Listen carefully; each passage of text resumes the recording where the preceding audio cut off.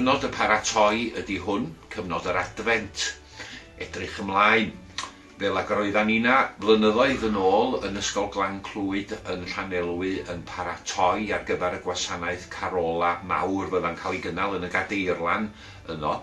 Ac mi fydda Gilmore Gruffydd, pennaeth yr adran gerdd, yn cyfansoddi Carola di-ri o flwyddyn i flwyddyn, a rhai ohonyn nhw wedi dod yn boblogaidd iawn trwy Gymru erbyn hyn.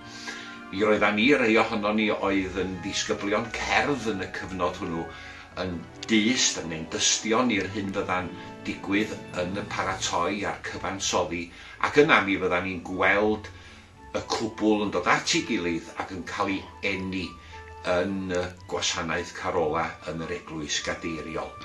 Da ni yng nghyfnod y paratoi, da ni'n edrach ymlaen at y dyfodiad mawr, at ddyfodiad Iesu Grist i'r byd. Gai ddymuno'n dda iawn i chi dros wyl y geni eleni. Bendith arnoch chi.